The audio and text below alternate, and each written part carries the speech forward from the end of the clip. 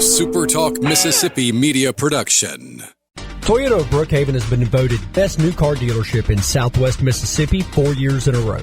Come see the difference. Exit 40 Brookhaven or online at toyotaofbrookhaven.com. Great service, great savings. At Toyota of Brookhaven, we deliver. Oh, yeah. Good morning, Mississippi. Everything gonna be all right this morning. Mornings with Richard Cross. Oh, yeah. Here on SuperTalk Mississippi. Woo!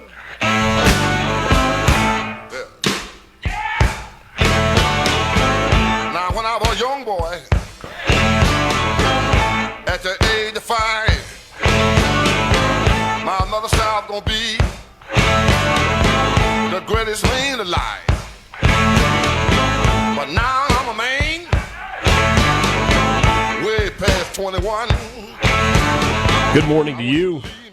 Mornings with Richard Cross, SuperTalk Mississippi, streaming online at supertalk.fm, SuperTalk TV, of course on the SuperTalk Mississippi app, on your radio stations, available as a podcast, literally everywhere and anywhere. Anywhere you want to be part of the show, we would love for you to join, especially on the C Spire text line at 601-879-4395. 601-879-4395. Every sports fan can tell you fast speeds win games. That's why C Spire brings you fiber home internet, nationwide 5G wireless, and IT solutions that move as fast as your business. Learn more at cspire.com.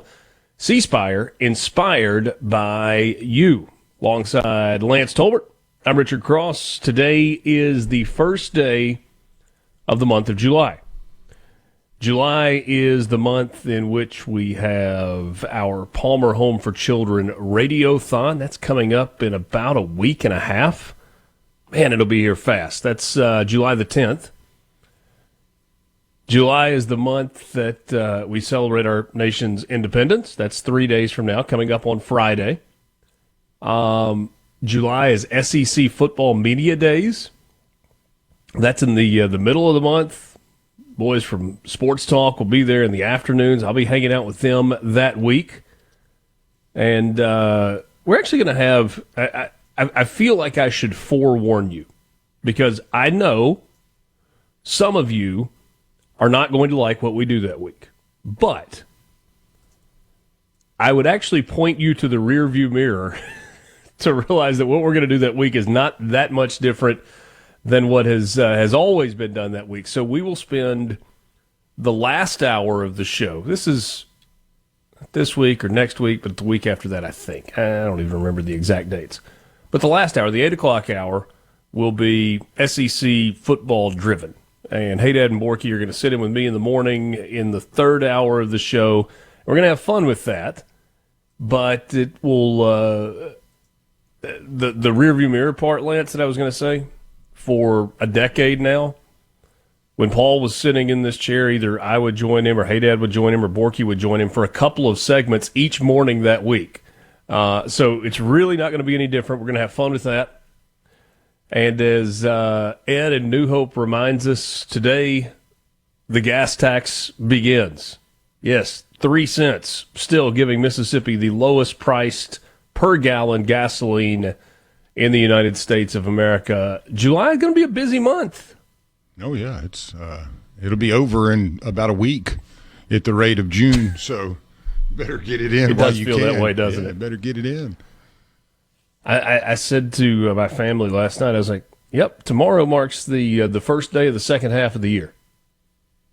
Yeah. We have knocked out half. Now, I don't know if, like, you take the numbers and lay them out and cut them in half if it is exactly the second half of the year, but I do know that we got 12 months on the calendar, and 6 of them are gone. Well, and we got the longest 6 more coming. Well, we had the longest day. Well, it was a few days ago, right? So it has to be somewhere in and around now. If yeah, we're in the neighborhood. Equinoxes are June supposed 20th. to be equal. Yeah, I think the key wording supposed to be. Equa. Yeah, supposed to be. So they're close, but I think we're in that vicinity. I know that you are going to be shocked to find out that across the state of Mississippi today, it's going to be warm, it's going to be humid, and in most places, there's going to be a chance of some thunderstorms. Like in Senatobia, mostly cloudy skies, few showers later in the day, high of around 90, chance of rain about 30%. McGee, you got scattered clouds with the possibility of an isolated thunderstorm during the afternoon, high of 90, chance of rain about 30%. Let's go to just a different part of the state altogether. Prentice. Partly cloudy skies during the morning hours. Thunderstorms likely this afternoon, high 91. Chance of rain 60%. Pass Christian, mostly cloudy early. Scattered thunderstorms later in the day, high of 89. And a coin flip in Pass Christian, 50% chance of rain. Right, and I was looking at the radar earlier this morning, and it's just not easy to see where the rain's going to come from, because it looks pretty clear here through most of the early part of the day, but even the Delta has got about a 40% chance of showers. So it's, like you said, pop-up showers all over the place. We're in the middle of summer. Or you ever seen the radar where it's like there's nothing there, It's like, wait, where did that come from? That just materialized from nothing. Yeah. That's what it feels like. You could be sitting there and all of a sudden, boom, boom, boom, boom. Where's that? Oh, yeah, okay. And 5 minutes later, you're getting absolutely rained on. Happened the day before. Yeah, it was one of those. But, the plants are looking good. The heat is starting to make them turn a little. You got to water them a little bit is what I've noticed in the last week. Yeah, you had all the rain and everything looked like Ireland, and it'll start looking like the Sahara before long if you're not careful. I have started to turn the sprinklers on about half a dozen times this summer. Like, ooh, it's hot. We got to get some water going on a regular basis, and then you get another rain, and I'm like, okay, we'll hold off a couple more days. So, afraid that couple of more days doesn't have much left on the lifespan. How the plants doing? You think at the house? You mean with me being gone? Yeah. Do you have like a automatic? Set on a timer to get the water out to the lovely plants and azaleas and gardenias, or do you just kind of roll the dice? No, I do. But that's what I'm saying. We hadn't turned it on yet. Yeah, okay. Now we have hand watered some young plants that have been out, but in terms of the 15 minutes 3 times a week, or 5 minutes twice a day 6 days a week, or all the different watering strategies. No, we haven't started yet, and apparently we got a bunch of rain yesterday in Oxford, so we'll see. We'll hope for the best. They'll either live or they will die, Lance. You can always replace them. Yeah. Dan Aykroyd was born on this day in 1952, 72 years old today. Wouldn't he be 73? Yeah, 73 today. The Canadian-American comedian, writer, actor. Saturday Night Live, spent 5 years there. Ghostbusters, Driving Miss Daisy, harmonica player with the Blues Brothers. He was born in Ottawa. Well, today is the Canadian Dominion Day, too, so the Canadian Dan Aykroyd gets to celebrate the creation of Canada on his birthday. Good for him. Yeah. Unpopular opinion with some, Canada's national anthem is spectacular. Yeah, it's strong, isn't it? Big fan of O Canada. Big fan. Carl Lewis, birthday today. One of the great all-time American athletes, won Olympic gold in the 100-meter in 1984. That would have been Los Angeles. 1988, that would have been Seoul, South Korea, I think. 200-meter in L.A. in 84. Part of the 4x100 gold medal team in Los Angeles. 92, Barcelona, part of the 4x100 team. And then he won the long jump, 84, 88, 92, 96. Carl Lewis from Birmingham, Alabama.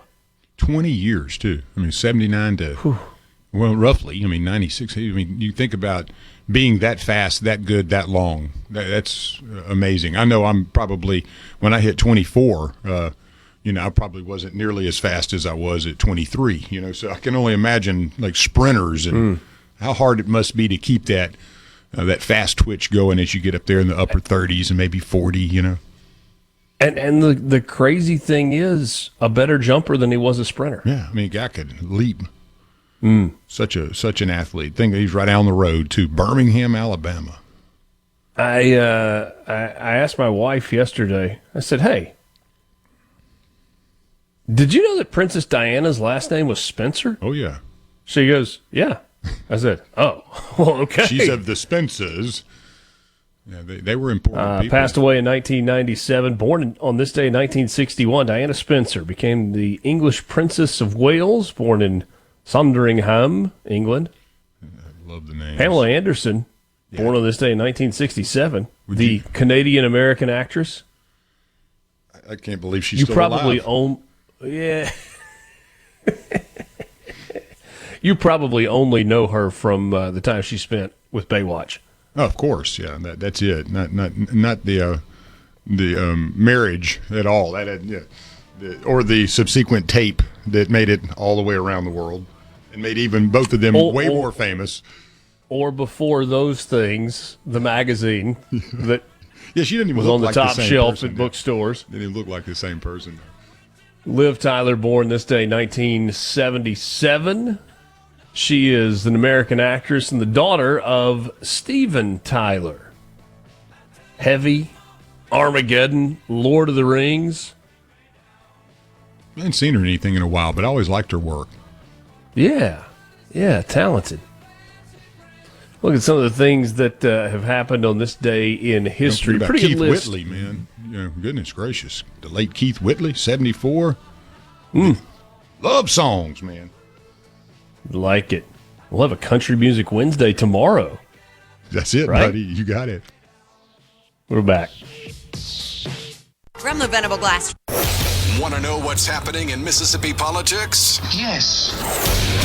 You're in the right place. Mornings with Richard Cross on Super Talk, Mississippi.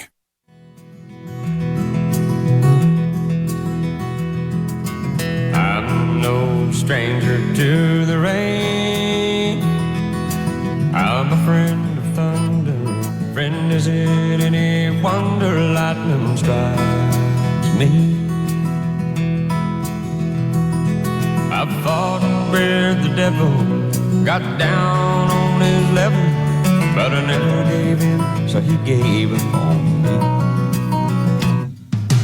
I'm no stranger to the rain. You're going to have to help me out there. That's my boy Keith Whitley. There you go. Yeah, I mean, I should have taken your cue at the end of the last break. Keith Whitley, man. Good stuff. He made all the ladies cry. Come on. Good stuff. C-Spire text line popping this morning, all ready with you.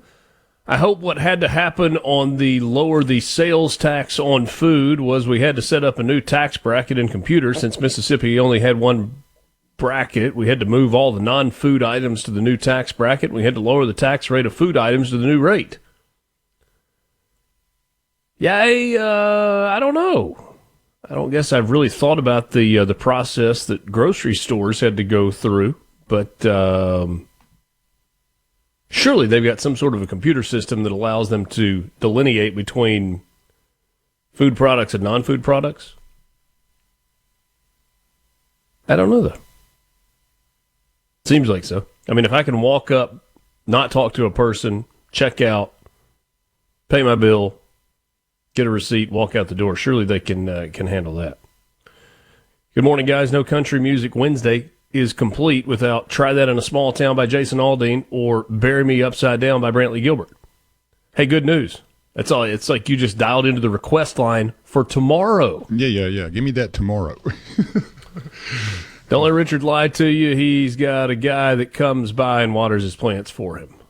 False. You tell falsehoods. That is not true. Well, James, at least, he's speaking the truth again today. We've got E equals MC squared, so 2 days in a row. Just like it did yesterday. Yeah, just like yesterday. Nathan says he's always enjoyed the SEC Media Days week. Said nice to have a little change every now and then. I appreciate that, Nathan. It'll be a little change, but only a slight one. And finally, Jason in Tupelo says, Happy Bobby Bonilla Day. I like Bobby Bo. He was a good one. Back in the You know day. you know what Bobby Bonilla Day is, don't you? I don't have a clue. I just know that he was on the Pirates. He was, but more famously, he was on the Mets.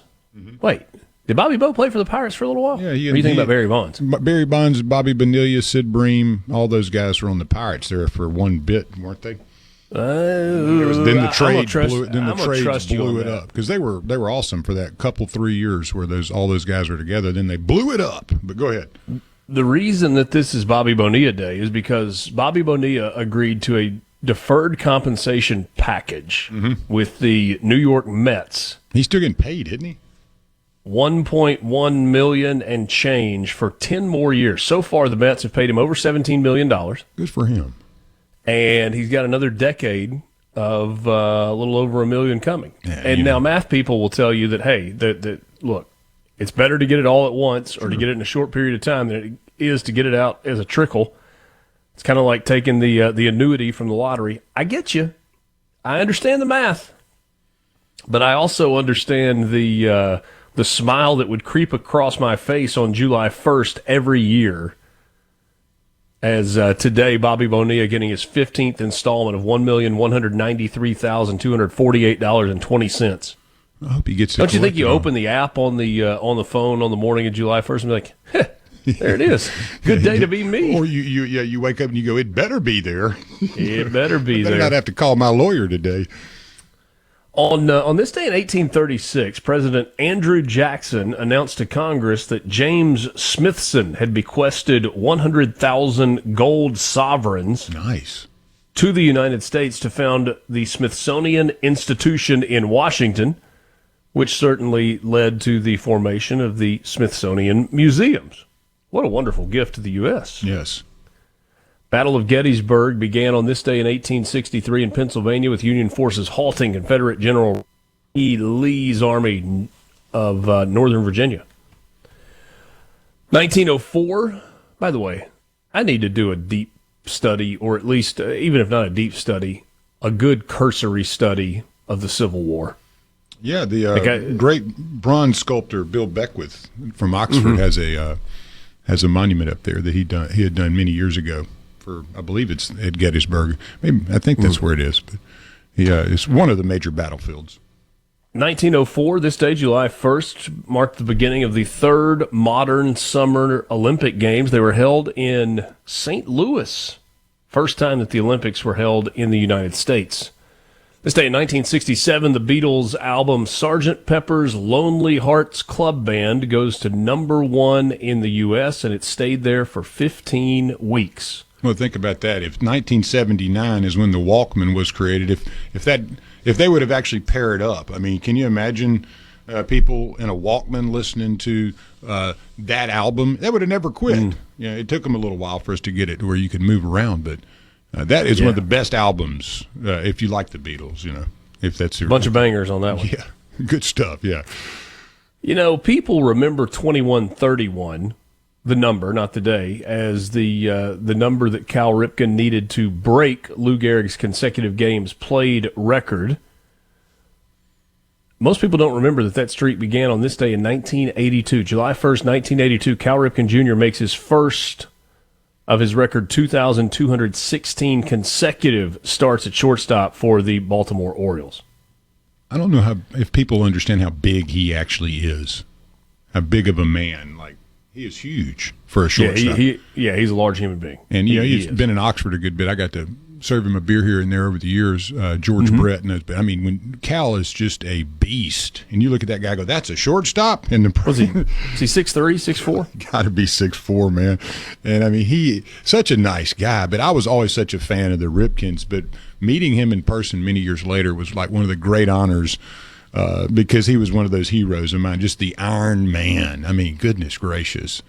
One of those Major League Baseball families, too. Yes. With Cal Ripken Sr. and Billy and the whole deal. I always loved the Orioles because of them, honestly. That was kind of one of my draws to the Orioles for many years. But I was just a big fan of Cal Ripken. Like I said, getting to meet him years later and seeing how big he was. I mean, I'm 6'4", and I'm looking at this guy going, good Lord, that's a shortstop in the big leagues. I know they get him smaller, but no reason to think that size had nothing to do with the thousands of games that he played in a row, because he is a beast. Certainly was durable. Yes. Well, he had that, and then he had the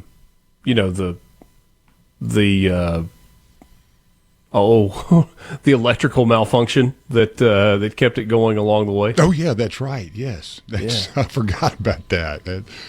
Man. 86-91, Bobby Bo was with the Pirates. Started out with the White Sox, then the Pirates, then the Mets, then the Orioles, the Marlins, the Dodgers, the Mets again, the Braves, and the Cardinals in 2001. Six-time All-Star, won it all in 97 when he was part of the Florida Marlins. That's the guy you go like, what was the coolest clubhouse? I mean, he'd been in all of them, it sounds like. Been in a bunch of them along the way.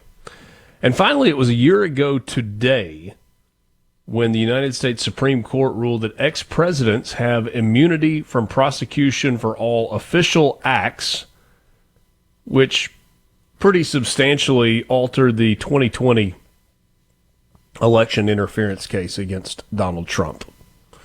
So those are some of your things that happened on this day in history. There was one that I saw that I did not really remember being such a, remarkable piece of legislation, but the North American Free Trade Agreement that took effect in '94 was replaced by the U.S.-Mexico-Canada Agreement, USMCA, way back in 2020. So that was one that I don't remember a lot of that, I guess. I need to go back and read some because NAFTA was a huge deal back in the day. So being replaced by the USMCA, U.S.-Mexico-Canada Agreement, and wondering how Canada, we had some good news there with Canada. Hey, just the details on the Bobby Bonilla Day. Mm-hmm. It's actually not just the Mets. After being traded to the Dodgers partway through the 98 season, he was traded back to the Mets in 99. When the Mets wanted to release him at the end of the year, he negotiated a settlement whereby the Mets would pay him $1.19 million on July 1st every year from 2011 through 2035, a day that has become known in Mets fans' worlds as Bobby Bonilla Day. He is also paid $500,000 a year by the Orioles. That started in 2004 and runs for 3 more years through 2028 due to them also having a deferred contract with him. Wow. And by the time Social Security runs out of money, he'll be doing fine. Was it 2038? Isn't Social Security supposed to be out of money? And he'll be rolling in dough.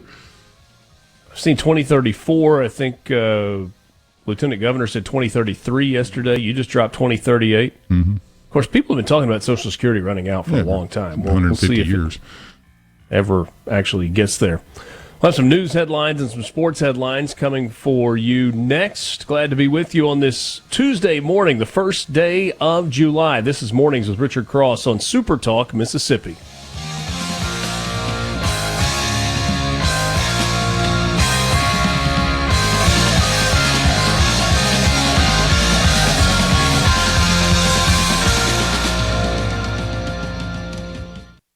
From the Seabrook Paint. Mornings with Richard Cross on Super Talk, Mississippi. Welcome to the show.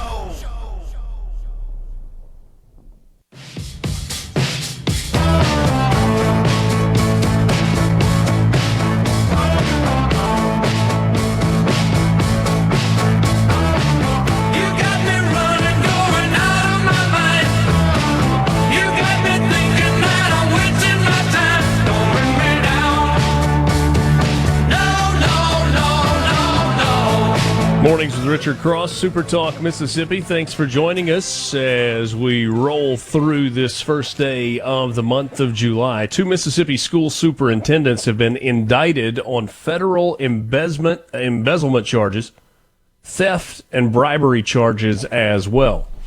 Leake County School District Superintendent Dr. Earl Joe Nelson and Hollandale School District Superintendent Dr. Mario Willis were both indicted on June 12th in the U.S. District Court in North Mississippi. The indictment alleges a fraud scheme that spanned at least a year and a half. From November of 21 until June of 23, Nelson and Willis allegedly raked in tens of thousands of dollars each through funneling fraudulently inflated payments from their respective districts for consulting services that were never actually provided. Nearly $240,000 in consulting fees were paid to companies owned by Willis, K&S Enterprises, LLC, ALM Brothers, LLC, and Nelson, who had Ira Reed Consulting and the N17 Group. The two superintendents also allegedly swiped funds from the U.S. Department of Education that had been paid to the Hollandale School District and the Clarksdale School District, where Nelson was the superintendent before taking over in Leake County. There's a third person involved, Monica Smith-Taylor, a St. Louis teacher and owner of Erudition Consulting. She was allegedly paid over $250,000 by Willis and Nelson for services that were also never fulfilled. The allegations outlined that Smith-Taylor sent cash kickbacks to both Willis and Nelson in return for phony consulting contracts. Willis facing up to 30 years in prison for embezzlement, theft, and bribery. Nelson facing as many as 20 years behind bars for embezzlement and theft, and Smith-Taylor faces up to 10 years for paying a bribe to an agent of an organization receiving federal funds. Yuck. I'm going to go out on a limb here and say I've never heard of an Earl Joe before, especially a Dr. Earl Joe. You know what I'm saying? I bet there's not many doctors with the first name's Earl Joe. But that's the first Earl Joe. That's a good Southern name there. But, man, that's terrible. Horrible. President Donald Trump is going to host Israeli Prime Minister Bibi Netanyahu for talks at the White House next week as the U.S. leader steps up his push on the Israeli government and Hamas to broker a ceasefire and hostage agreement that will bring to an end the war in Gaza. The impending visit confirmed by multiple administration officials on the condition of anonymity.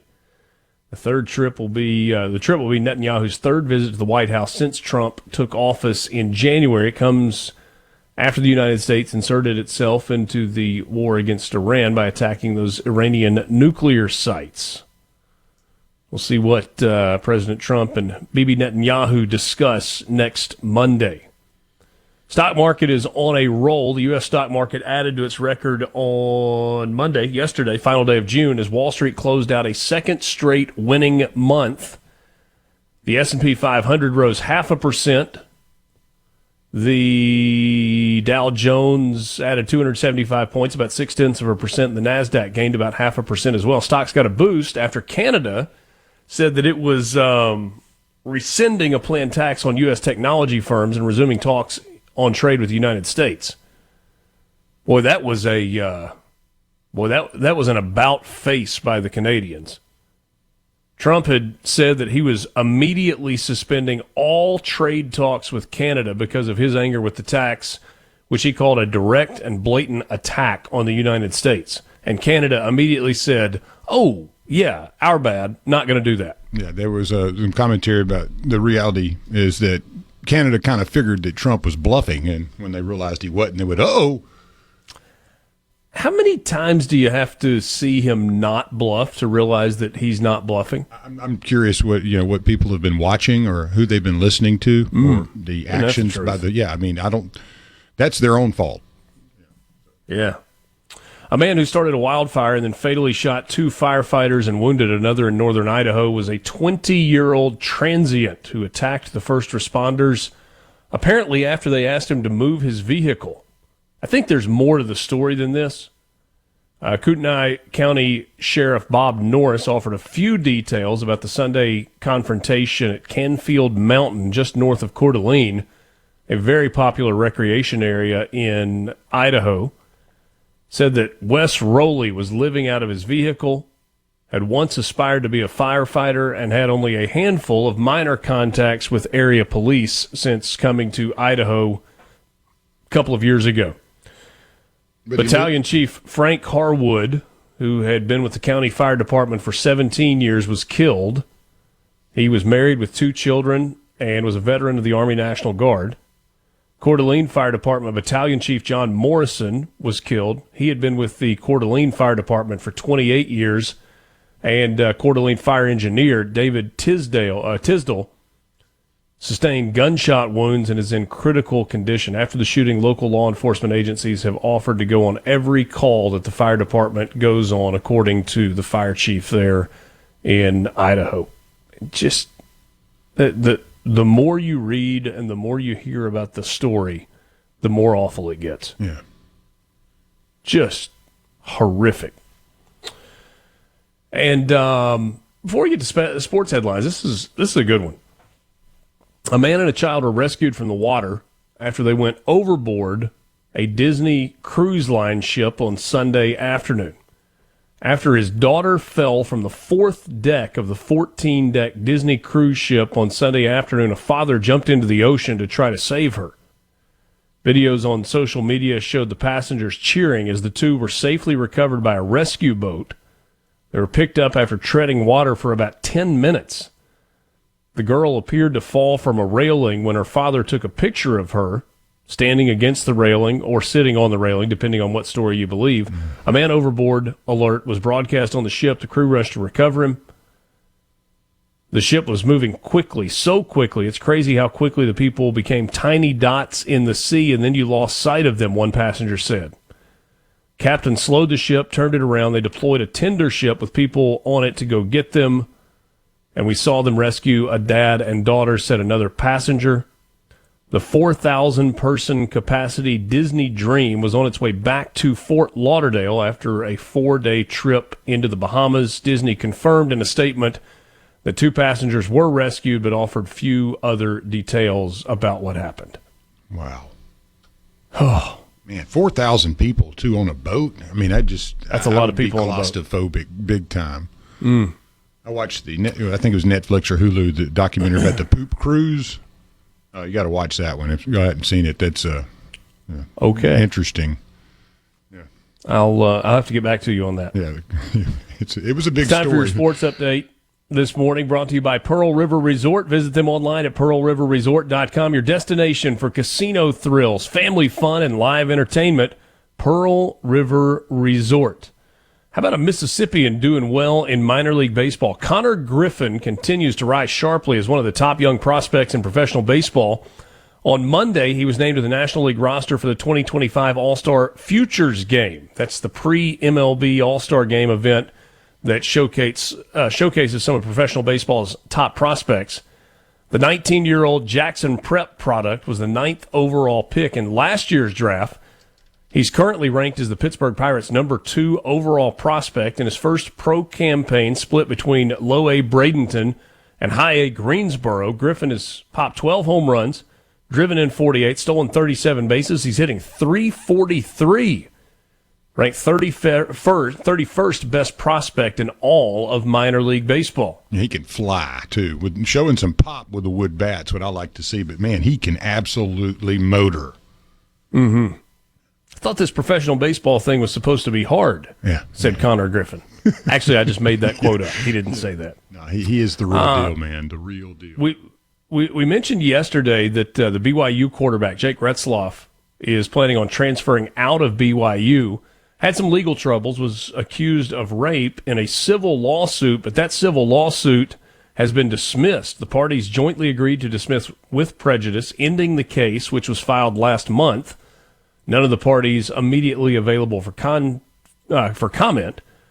Retzloff is now planning to go into the transfer portal.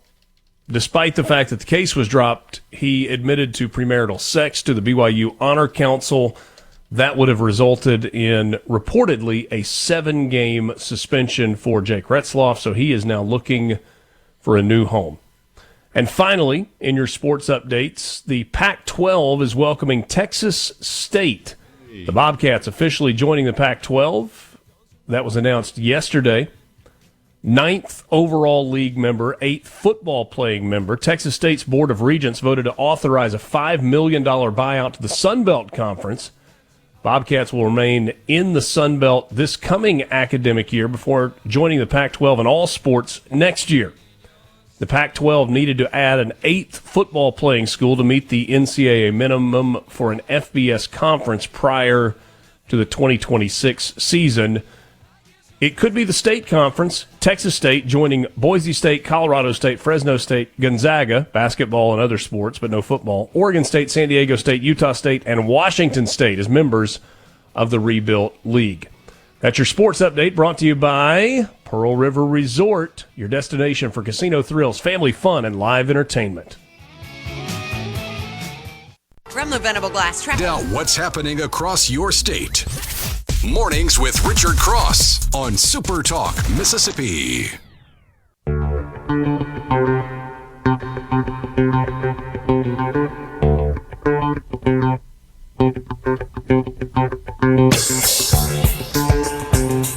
President Trump making a trip today. He is departing in just a little while for the free state of Florida to take a tour of Alligator Alcatraz. No word as to whether or not the tour will happen on an airboat.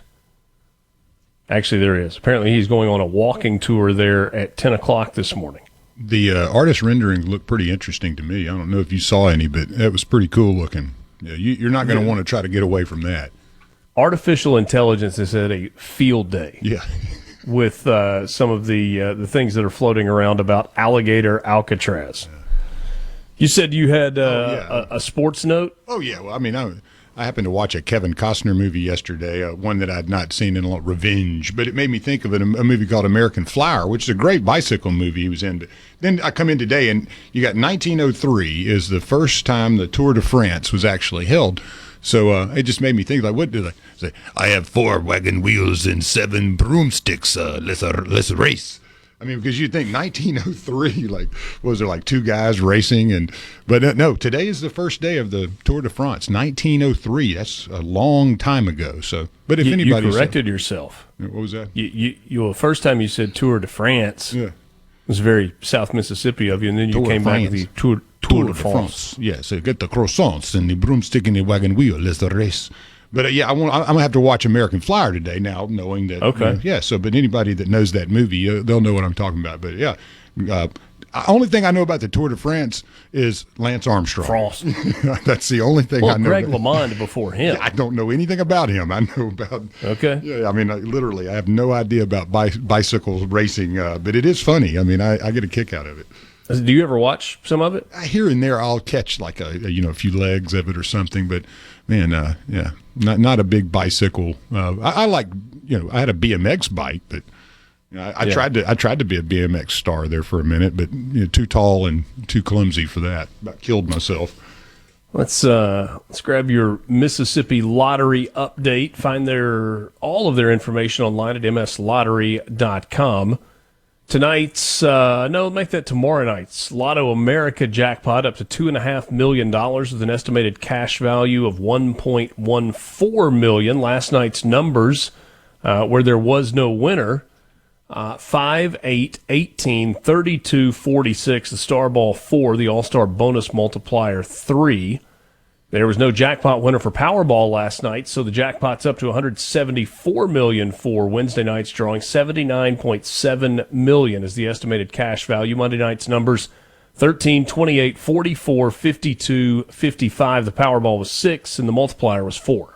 Well, double play numbers from Monday, June the 30th, 49, 41, 42, 61, Powerball of 26. As we mentioned yesterday, Mega Millions had a jackpot winner. They matched all 5 white balls plus the Mega Ball. Took home the $348 million jackpot with a cash value of $155.5 million during the Friday. Great way to start the weekend, June 27th drawing. Ticket was purchased in Burgess, Virginia. It's all been reset for tonight, Tuesday the 1st, $50 million. You can take home $22.4 million of that. The numbers that won it, 18, 21, 29, 42, 50, and a Mega Ball of 2. Largest ever jackpot won in the state of Virginia. Congratulations for not being in California and winning the jackpot. And that is going to set up a nice, July 4th.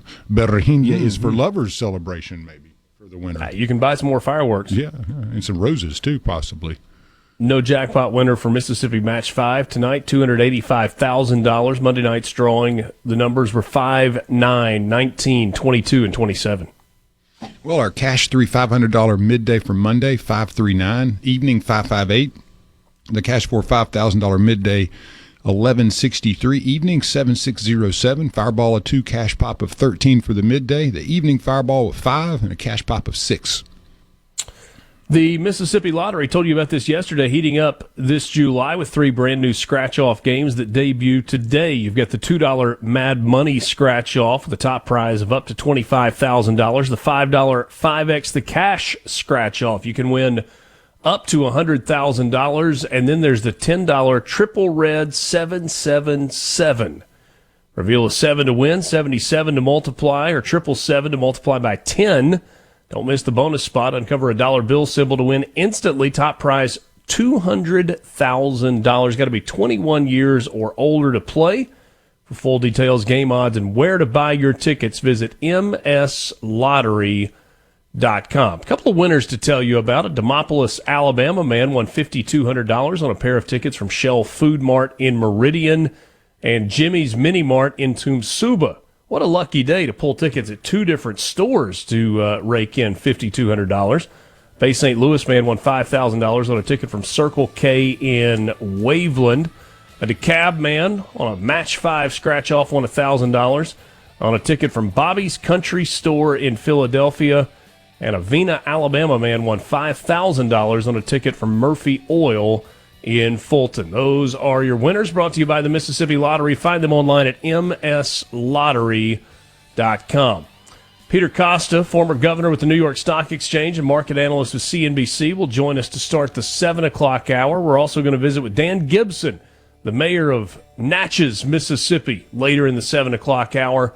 And in the 8 o'clock hour, Melissa Mowrey, Director of Human Resources at Palmer Home for Children, will stop by. We'll talk a little bit about the upcoming Palmer Home for Children Radiothon right here on Super Talk Mississippi. 1 hour in the books. We're back with you after this. It's Mornings with Richard Cross on Super Talk Mississippi. The views and opinions expressed by the hosts, guests, and callers on this show are not the opinions of TeleSouth Communications, its management, or advertisers. From the White House to your hometown, this is where you find out what's happening. Mornings with Richard Cross on Super Talk Mississippi. On with the weak heart, I guess I must be having fun. The less we say about it, the better. Make it up as we go along.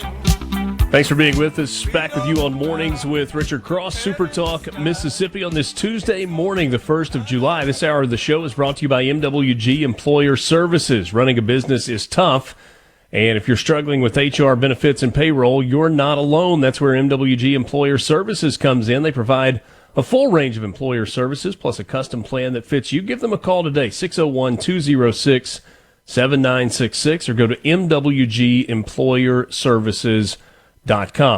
You can join the conversation on the C Spire text line. Your team has you covered on the field. C Spire has you covered everywhere else with the best technology for home, work, and on the go. Backed by local 24/7 customer support. Learn more at cspire.com. C Spire, inspired by you. My good friend Peter Costa joins us to start this 7 o'clock hour. Former governor with the New York Stock Exchange, market analyst with CNBC, and now semi-retired, and author of Costa's Corner, a newsletter that is free if you want it. You can get that into your inbox. You can get some of Peter's insight into all things happening in both the financial world, the political world, and occasionally his world on Long Island as well. Pete, what's up, buddy? Not much, Richard. I'm sorry we missed each other last week, so it's good to see you. Would have loved to have seen you, but I am happy to report that that baby girl made it back late last night after a good trip abroad, and it sure was good to get her back home. Yeah, I'm sure. You know, Iceland can be tough. Apparently, it was not so bad, at least from the stories I've heard so far.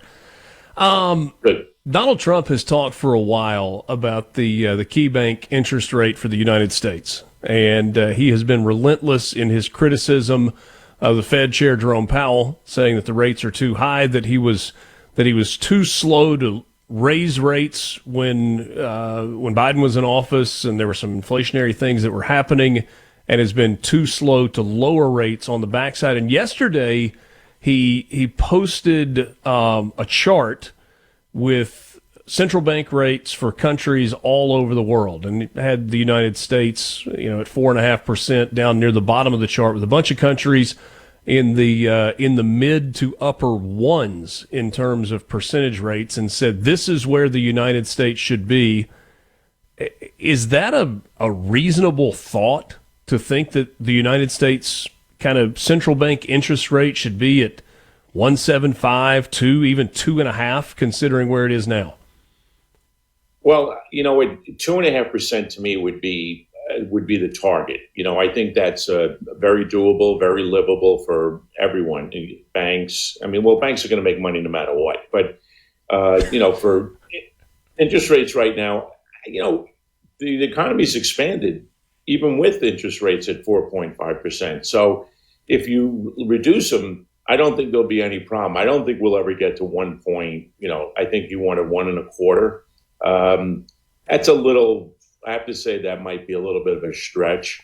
But 2.5% to me, I think would be a target, given all the other factors that the Fed has to deal with. And I think, I'm not in the Fed's corner 100% because I think they blew it as far as, dealing with inflation early on.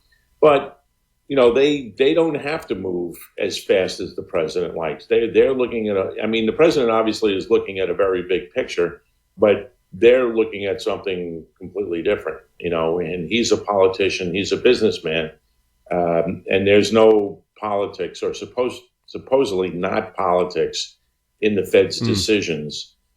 So they're dealing with, getting unemployment to a level that's, livable, which they're not there yet, although it's not the worst we've ever seen. And inflation is coming down. It's coming down very slowly, which, anybody who has any kind of common sense would know that the inflation was not going to fall back quickly. So 2.5% I think would be okay. And I think we will eventually get there, but it might take a couple of years. I'm not even sure that, Chairman Powell will be there when it gets to 2.5%. But I can tell you that Donald Trump probably will be, though. You're not supposed to have politics and like selecting an all-star team for 9-year-old baseball, and yet it seems to creep in. So to think that the Fed is apolitical the way it espouses to be might be a little far-fetched. You mentioned that Powell might not be there. You get a message from Scott Bessent yesterday, the Treasury Secretary, saying that they are evaluating and perhaps we'll have some names soon for the next Fed chairman. It doesn't really work that way, though, does it? No, it doesn't. And having that shadow, Fed governor, Fed chairman, that's not a good tactic. I think that you get closer to, is he going to be reappointed? I think his term runs out in 2026 at some point. I'm not sure if it is, but I think it's 2026. And, for a year, you don't want to have that hanging over your head. That, obviously he will ignore it, or at least he'll say he'll ignore it. But the reality of the situation is, they're going to second guess everything he does. And I don't know if that's really effective. I'm not a big fan of that. I heard that about a month and a half ago, and I was like, that's not in that department, not in the they're supposed to have that autonomous building that doesn't have to listen to the president or Congress or whoever else. They have to answer to him, but they don't have to listen to him. And then you start putting that on the table. That's not a good look. I don't think that was good strategy, and I hope that really doesn't come to fruition. When you look at where the key bank rate is right now at 4.5%, and you hear the people saying it should be lower. Even you just a second ago saying 2.5% would be a great target rate, but it'll take some time to get there.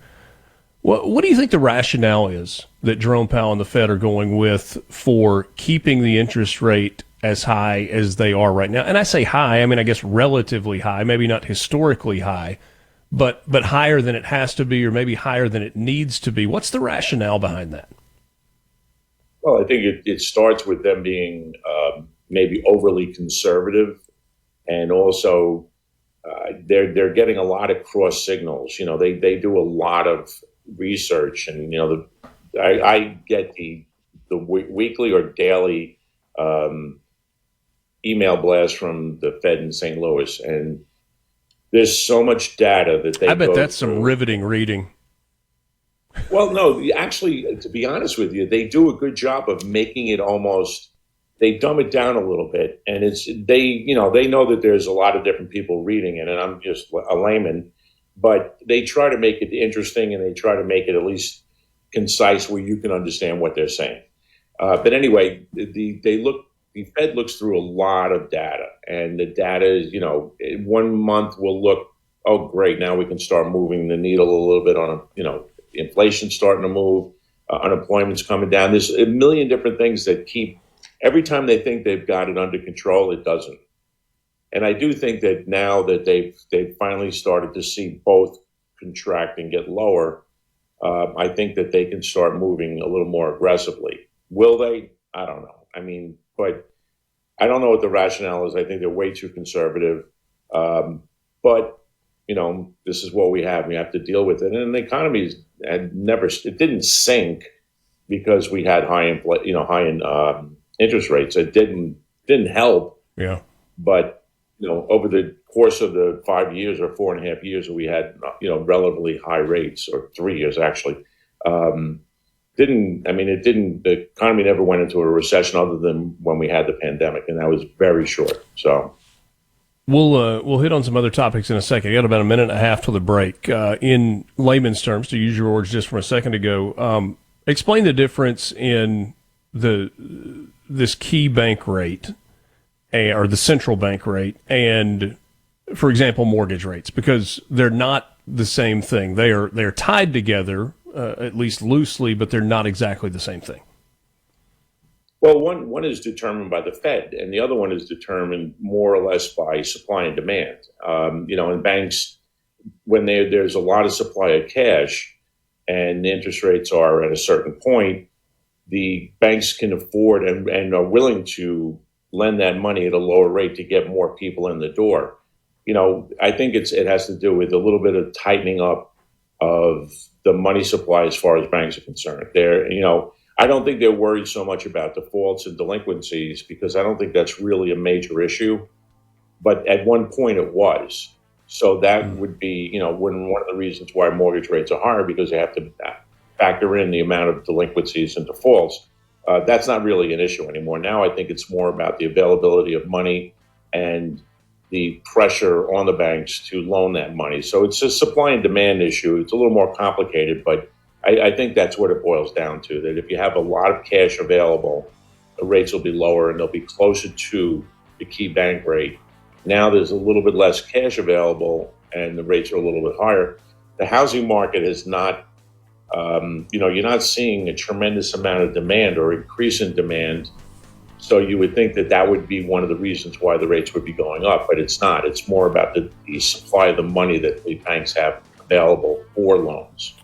More with Peter Costa right after this. From the Venable Glass Track. Right. Mornings with Richard Cross on SuperTalk, Mississippi.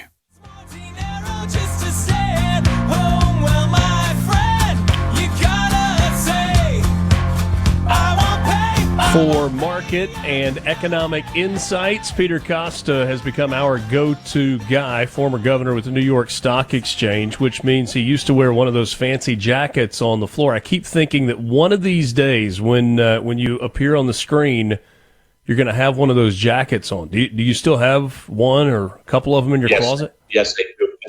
As a matter of fact, I have 3 of them in 3 different colors, because we periodically change the color. There was no reason for the colors. It was whatever, the firm chose to do. And I have 3 of them, and I will, if you remind me, I will definitely wear it one time. And I'll explain what everything, and you'll see my University of Tennessee pin directly above my heart, just so you know. Yeah. I mean, I'm not wearing any Ole Miss stuff. I'm wearing my University of Tennessee pin. Better make sure that that pin's got the back on it so you don't stab yourself in the heart with it. Isn't that what Tennessee does to you more times than not? Oh my God! Just you're tough. I mean, the NCAA baseball. When you put it on a tee. Yeah. All right. Yeah, I know. Okay. You know what I really need, Peter? I am the world's worst Halloween costume dress-upper. Next year for Halloween, if I've got something, I need you to loan me one of your market floor blazers. I think that would be a good Halloween costume. That would be a good one. You'd have to wear a suit or a tie at least underneath. And then what you need to do is you need to get a badge. It's, basically, next time I'll show you the badge. All right. And it has a clip so you can wear it. You can put your name on it and the badge number and, whatever. Yeah. And that's That'll how be great. I'll identify with. Very, very good. Peter Costa, former CNBC market analyst, joining us. It's Mornings with Richard Cross, Super Talk, Mississippi. When are people going to recognize, and when I say people, I'm talking about other countries, that Donald Trump is a different type president than they have dealt with before, that he's not bluffing, that when he says something or says he's going to do something, he's willing to follow through on it. Canada, the most recent example, they were going to put this tax on technology firms, and Trump said, fine, we're done negotiating. All trade talks are off, effective immediately. We are done. And within like 24 hours, Canada was like, on second thought, we're just going to not do that whole tax that we were talking about on technology firms. When are people going to learn? And is there any way to say that Trump's negotiating tactics are anything other than effective? Well, so far they have been. My only problem is that I'd like to see more consistency. And, that's the only issue I have. Originally, I think we've spoken about this, is that I wasn't a big fan of the tariff, any of the tariffs. I thought it was, basically, a tax on people without taxing them. But the reality of the situation is he's gotten everybody to the table. Everybody is sitting down and they're going to discuss, whatever makes it work. And I think that now I would say everybody, including the Chinese, believe that Donald Trump means what he says. And I think that, this is the first time since maybe Reagan that we've actually had a president that has that kind of, it's not swagger, but it's, it's gravitas, where when he says something, he may say some really dumb things, but at the end of the day, there's no doubt about that. He shoots from the hip, and sometimes his hip is dislocated. But after you dig down on what he wants to do, everything isn't to benefit the U.S. And that's, to me, I'm very happy that he's handling everything the way he is, even though sometimes I pull my hair out, but they listen. Now if there's a threat on the table, or he has the ability to basically shut off trade between the United States and whatever country he's talking about. So I think everybody is finally getting a handle on that, and they're all willing to sit down. The Chinese definitely are going to sit down. Do I think that it's going to end up, resulting in a really good deal for the U.S.? Well, it would be better than what we have, but the Chinese do. They're probably the only people that can actually negotiate from strength with the U.S., and the U.S. negotiates with strength from them. So this is going to be a tough one, but the rest of Europe, South America, Japan, you name it, they're dealing with the president who's handling and dealing from the strength, and that's a good thing.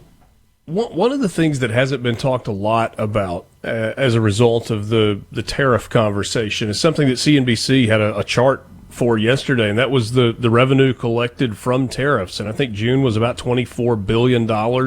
Projection that July is going to be closer to $30 billion, maybe in the $27 billion range. This is money that's coming into the United States that was not previously coming in.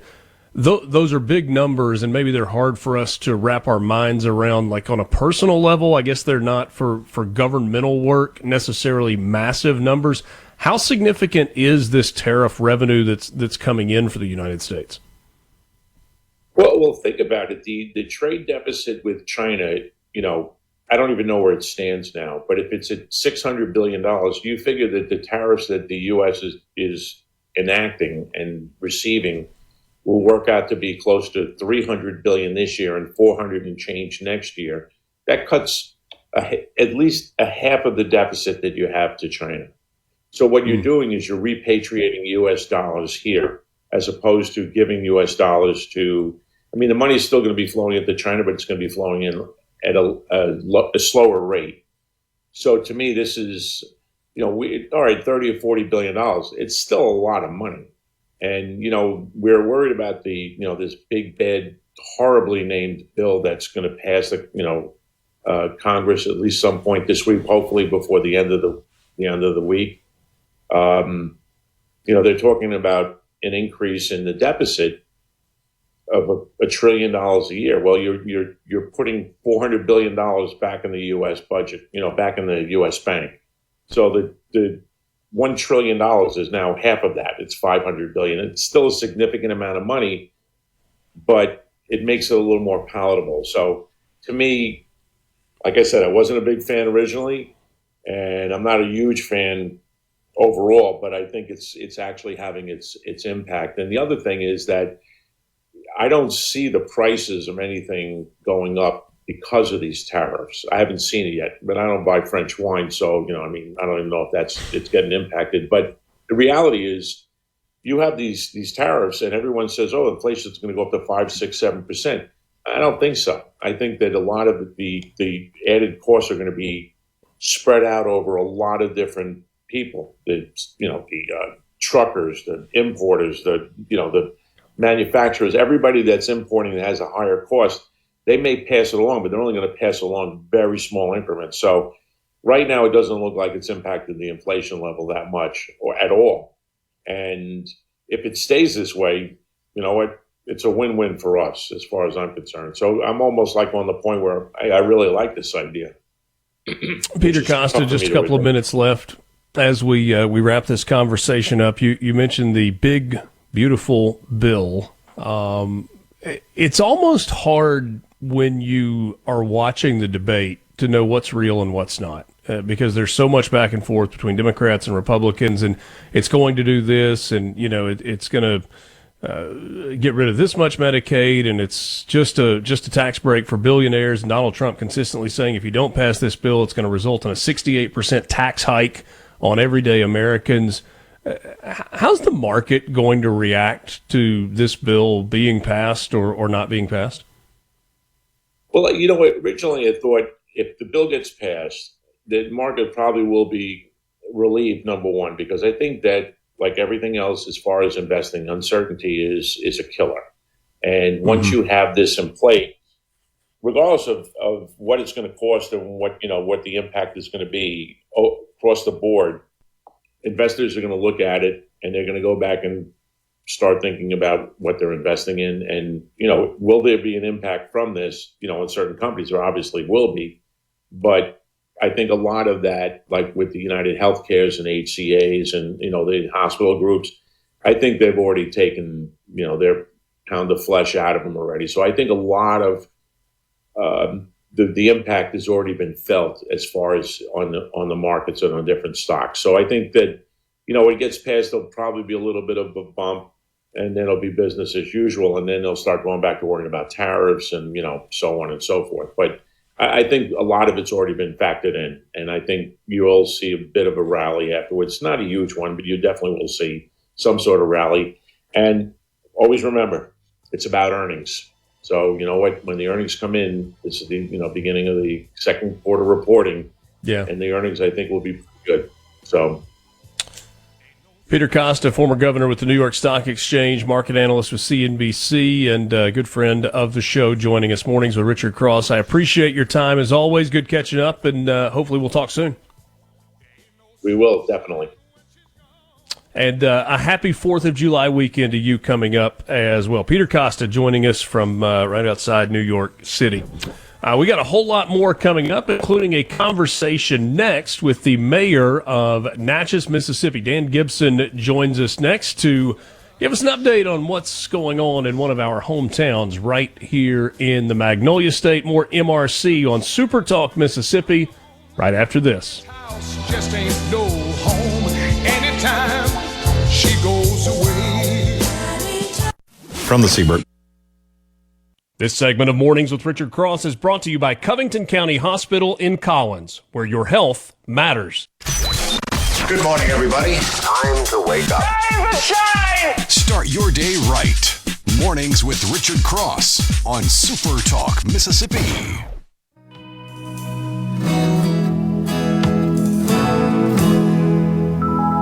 When the night has come and the land is done, Back with you. It is Mornings with Richard Cross on SuperTalk Mississippi. Glad to be with you on the banks of the Mississippi River in southwest Mississippi with beautiful architecture. Truly a historic city in the southeastern part of the United States. It's Natchez, Mississippi. The mayor of Natchez, Dan Gibson, joins us this morning. Mr. Mayor, good morning to you. Good morning. How are you? Fantastic, and appreciate a little bit of your time and talking a little bit about what's going on in Natchez. This is that time of year, right? We roll into summer, and it's hot, but things don't really slow down all that much. What is going on in Natchez this summer? Everything is going on here. Richard, we're just having a great morning. First of all, it's just beautiful here in Natchez, and we've been having amazing sunsets. If you haven't been down here lately, people are dubbing us the sunset capital of the South. But I'm going to tell you, Natchez is booming. We've been doing a series of articles the last few weeks on a message of economic revival that's happening in Natchez. It's been happening here for several years now. We call it the Natchez Renewal. Tell me a little bit more about that, because I think about so many cities along the Mississippi River that were at one point vibrant and were economic hubs and, you know, trade and all kinds of stuff that was going on. And not all of those cities have been able to stand the test of time, or have not maybe reinvested the way that they needed to continue to be vibrant and economically feasible. Tell me a little bit more about where your focus is for Natchez. It's been a lot of work. It's been a lot of work, and what we've done is we've decided to just capitalize on our assets. Number one asset being that we're just such a beautiful city here, the oldest city on the Mississippi River, perched on the highest bluff. It's just an amazing story here, but also understanding that we are in the middle of a pretty good area of population, and everybody seems to be going in other directions. We've been working to get them coming to Natchez. So we've been promoting Natchez. We've been promoting Natchez as a great place to live. National Public Radio actually did a report a couple years ago, named us America's most affordable city. We also, in addition to that, we had very early on, after the COVID pandemic, we had a national campaign to recruit remote workers to Natchez, one of the first cities in the nation to do this. It put Natchez on the map, and we have had a robust economy as a result of that. We're having new job creation. I've cut the ribbon on over 400 new businesses in the last 4 years. And in addition to that, sales taxes are up. But, Richard, this is what we're really excited about now. We have identified that a major opportunity is here for us to become a retail hub, and I'm actually calling it a retail oasis, like an oasis in the desert. As we look around the nation, we see that small cities who capitalize on new opportunities in retail are really doing well. Retail has become the new industrial employer for small cities across the country. Great salaries, great benefits. And so we have now started working with two national development firms, one out of Nashville, Noon Development, and one out of Knoxville, Horn Properties. Doug Horn is actually from Mississippi. Both of these companies have done multiple developments across the country over the last several years. In fact, Doug Horn has done over 140 over the past 40 years in over 20 states. And so, as a result, we now have two major retail developments going in Natchez. And pretty soon, anything you can imagine will be right here. Our studies indicate that over 200 million tax dollars, sales dollars, are leaving our city every year. It's called retail leakage. They're going to Macomb. They're going to Brookhaven. They're going to Jackson. They're going to Alexandria. They're going to Baton Rouge, even Vicksburg. We want to change that dynamic, have them come here. And I call it a retail oasis because it goes 60 miles in any direction from Natchez. And it's really a desert of retail opportunity. And that's why we're having such leakage. And so we've already broken ground on the redevelopment of Tracetown, an old shopping center that's been defunct for, in a dilapidated state for over 40 years, and is now coming back. We have a Hobby Lobby coming, and we can't wait to announce all the other stores that are coming along with Hobby Lobby. That's a 17-acre tract. We also have a 30-acre tract next to our Walmart, and we're working with Horn to develop that. And their main client right now is a client that is pretty excited about coming to Natchez, and they actually have more jobs and more sales tax and numbers to offer than Hobby Lobby. So, Richard, we're sitting on about $80 million in new retail development right now that should happen over the next year and a half, and that's something to be excited about. No doubt about that. Dan Gibson is the mayor of Natchez, Mississippi, joining us this morning on Mornings with Richard Cross. You know, when I think about big cities and I think about retail development, it tends to be more suburb-driven. When you think about smaller towns and you're going through revitalization, it feels like more times than not you're focused on downtown or a main street area. You were talking earlier about, you know, the beauty of Natchez as a city. We know about the homes and the historic properties that are there. How much of your focus is balanced on kind of that downtown Main Street concept versus areas in other parts of town that are out a little bit? Richard, great question. So while we're working on these retail developments, we're also working on downtown. And Natchez became a member again of Mississippi Main Street just a couple years ago. Natchez was a founding member, and then for many years was not even active in Mississippi Main Street. We have now our DNA, Downtown Natchez Alliance, and we are working to redevelop downtown.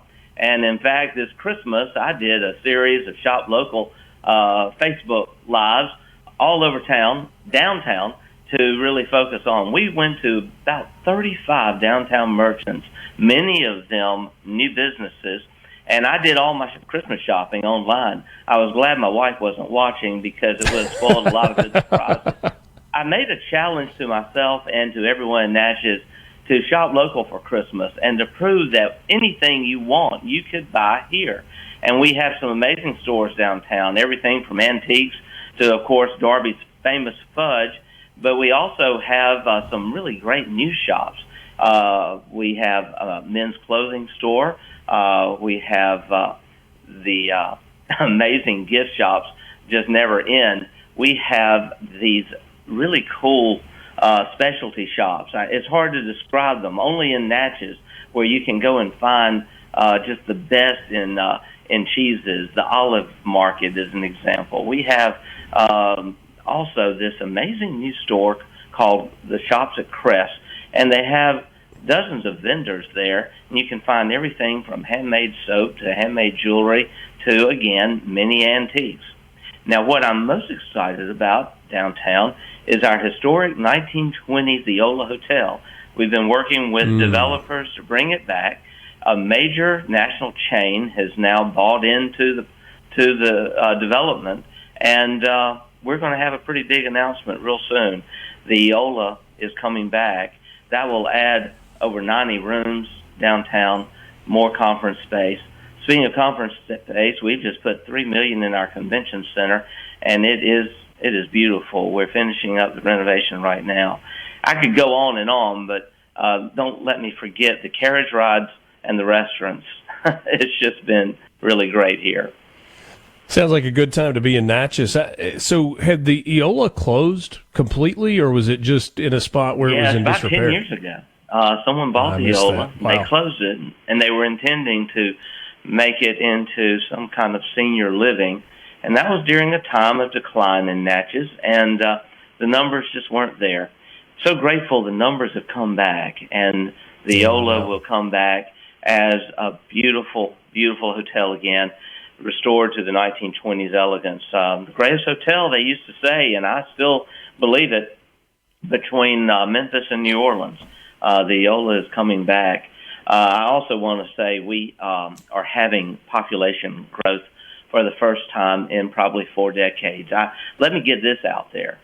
People talk about these little cities around Mississippi that are struggling, and it's true, and we are trying our best to reverse that course and to show that it can be reversed for others, because if we just do government right, we keep taxes low. We have not raised taxes, yet we have done so much to bring the city back without increasing taxes. It's starting to take effect, and we've had over 1,200 houses have been purchased here, not counting for sale by owners and a lot of commercial businesses. A lot of new businesses, big employers are coming. We have several now. But what's exciting about our population numbers is there's a national firm, Cubit Planning, and we were able to get numbers from them on Natchez that totally challenge what the 2020 census done during the COVID pandemic said. The COVID pandemic was a terrible thing for the census, for small towns. Mr. Mayor, I'm sorry to cut you off. We're almost out of time. Your enthusiasm is infectious. We've all got to visit Natchez. Thanks so much. From the Venable. Start your day right. Good morning, America. How are you? Honestly, I have no idea. Mornings with Richard Cross on SuperTalk, Mississippi.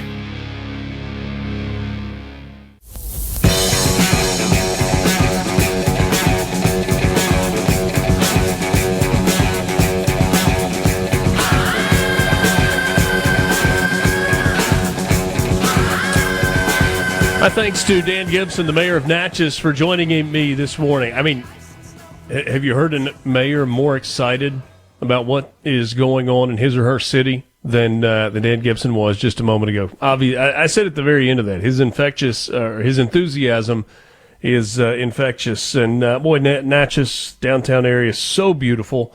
And to hear about a revitalization, we wish them nothing but the best. And what a beautiful place. It's a big undertaking. Yeah, I know. Oh, Eola's a historic hotel. I used to spend a little time down there back in the day, and you got Natchez Under the Hill, which is famous from a very important movie in our history with Martin Lawrence and Eddie Murphy. Remember that one?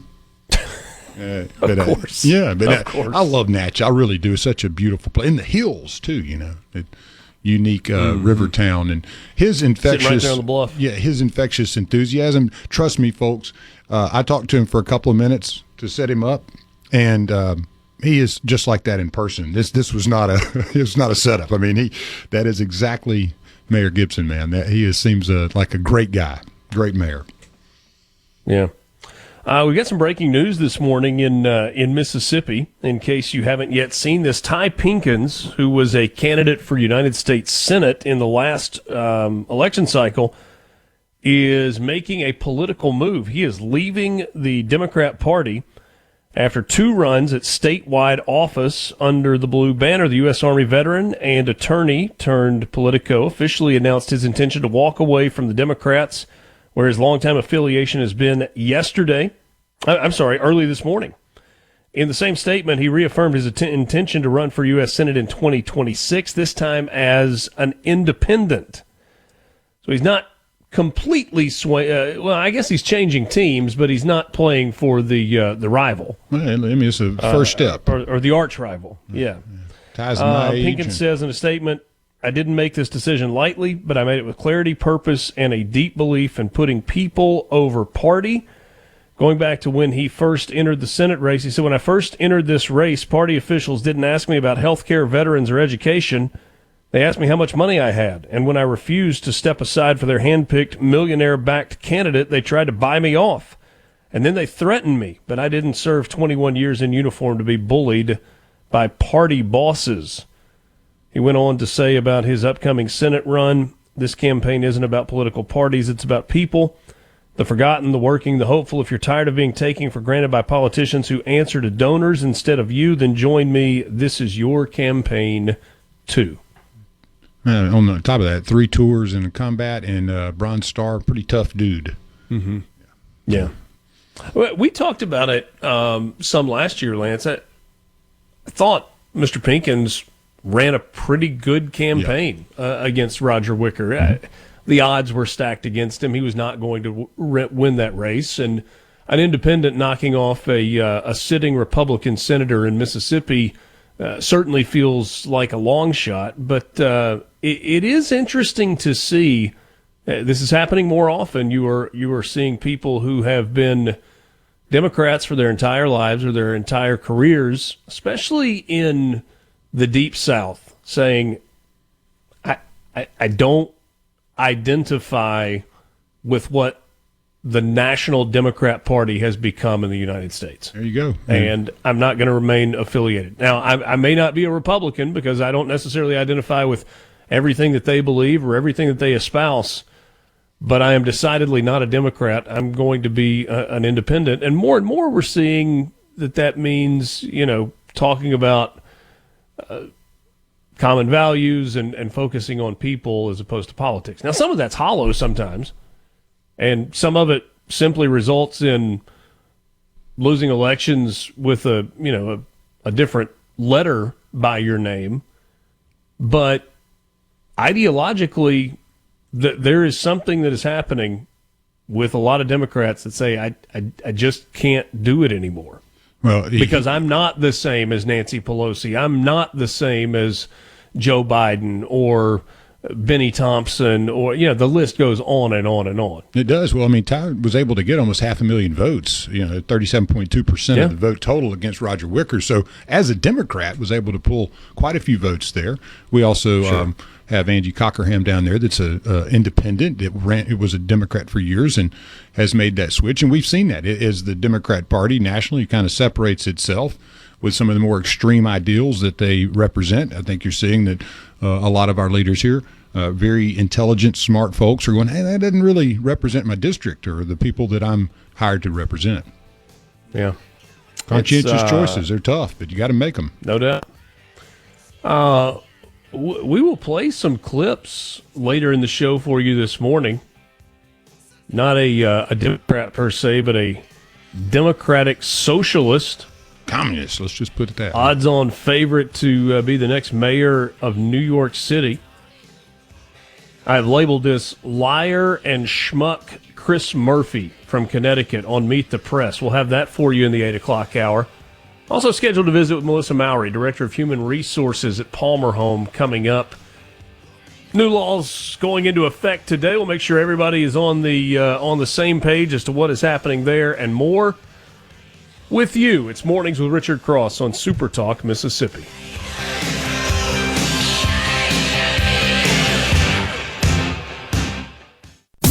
Good morning. Good morning to you there. Okay, up and at 'em. Start your day right. Mornings with Richard Cross on SuperTalk, Mississippi. Where I was going. Now this shady dirt road is feeling cool beneath my feet.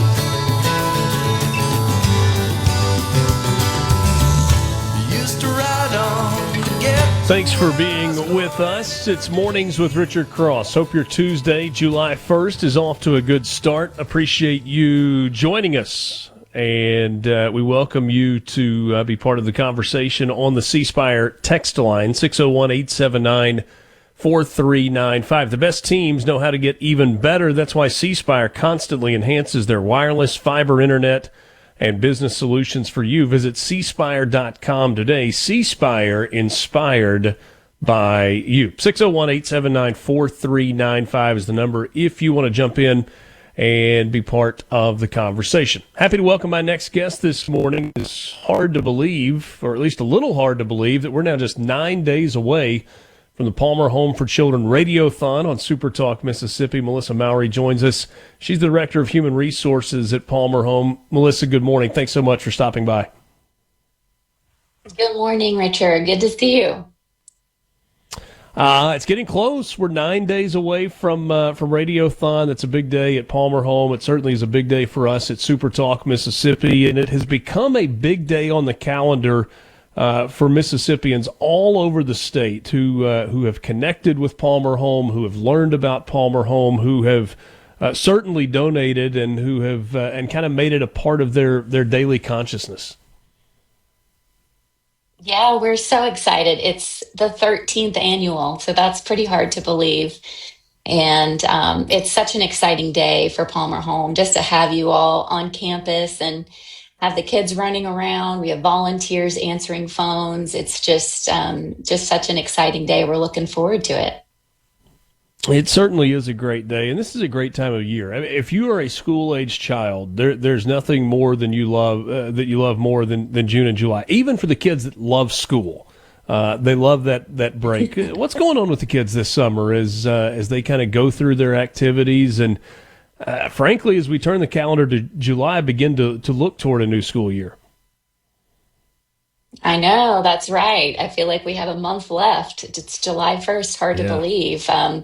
Well, I think our kids are up to a lot of the same things that our kids are up to. You know, there's camps going on. We've got the pool open on campus, which, as you know, they're using that pretty often these days when it's not raining.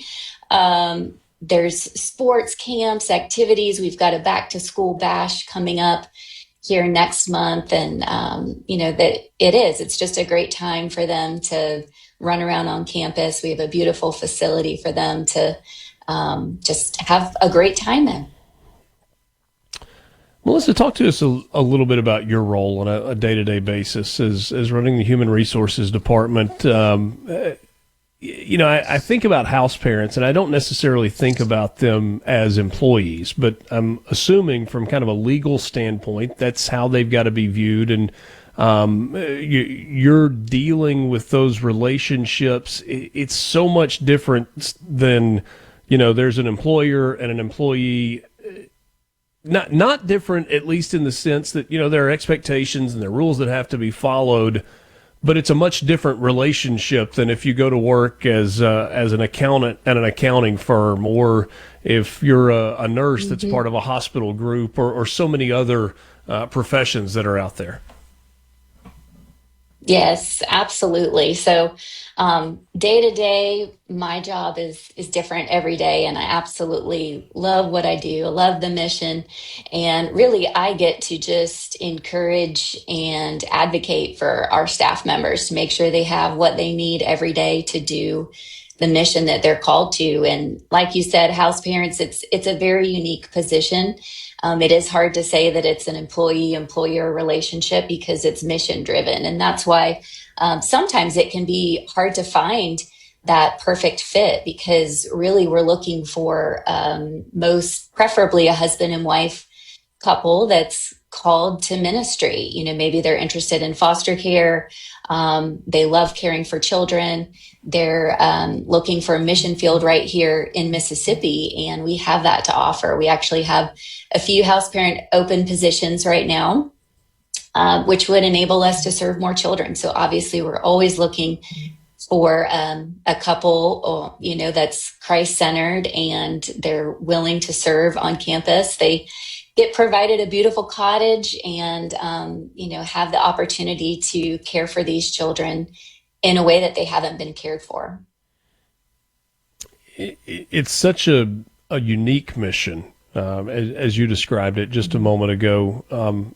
Take us through some of the characteristics or the traits that you have seen in successful house parents who have come in and have said, okay, this is going to be our home, whether it is for a really long time or maybe just kind of for a season of life, because that's where they think they are at a particular time. That's right. It is. It's considered a season of life. And like we always say to everyone that comes to Palmer Home, they're here for a reason. They're here for a purpose. And, we're just excited that God has brought them to Palmer Home. So we have amazing house parents right now, and hopefully you'll get to meet some of them next week at Radiothon and hear from some of them, and you'll get to hear more about who they are. And I love talking to them. They're just so humble. They are 100% here to serve these children. That's why they're here. They'll tell you that every time that they talk to you, that they celebrate their wins. They love sitting down for dinner and hearing about their day. They love to hear about when they have successes at school and with friendships. And, just like our children, they really thrive in caring for these children and watching them grow. Well, and, if you're a parent, you know that sometimes there is a challenge in getting your own children to engage around the dinner table. My wife has That's right. instituted a game that we play called it's called High Low Buffalo, and I don't know where that came from, but it's like, hey, talk to me about something good that happened in your day, something bad that happened in your day, and then just something that happened, like just to kind of promote conversation. Right. And I'm assuming that's one of the things that the house parents are trying to do as well, because they want it to feel as much like a family setting as it can possibly feel like. And to me, that's one of the things that's always stood out about Palmer Home is that it feels like a family setting, despite the fact that there are a lot of people who've got a lot of issues going on in their lives. Yeah. Yeah, absolutely. That's what makes us different, I think, is, it's called residential care, but really it's the family. It's all about the family. I just think about our beautiful cottages, and we have these giant dining room tables that probably fit 12 to 14 people around them. And, just that they center their day on getting together at the end of the day and asking those questions, what's been good, what's not been so good, and just trying to give them a sense of normalcy in their everyday. And, they do such a good job with that. And like you said, there's going to be challenges, just like with any family. And we have great resources for our house parents. We have fantastic case managers. We try to provide them with anything that they need so that their focus can truly just be caring for the children. Palmer Home has been very much blessed by people in Mississippi through their donations, and those are it's the donations, whether it's from individuals or corporations, that keep things going, because you don't take government money. Payroll is something that usually falls under the Department of Human Resources and the Director of Human Resources, and so you see those dollars that flow through. Can you kind of talk a little bit, just for a couple of minutes or a minute as we wrap up, about what those dollars mean and what they look like in action?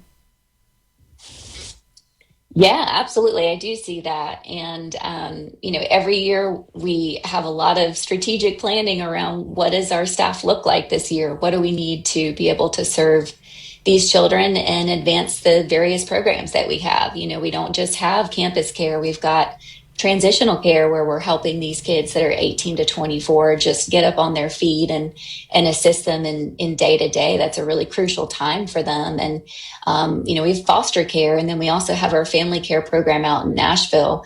And, through all of these programs, we want them to grow. We want to be able to serve more children. So that's something that we take into consideration, is maximizing every dollar we can. And, we want to find the absolute best people that can work at Palmer Home, that are not only passionate about what they do, but are talented. So, I would encourage anyone interested in learning more to go to our website, palmerhome.org/careers, and see what we have open right now.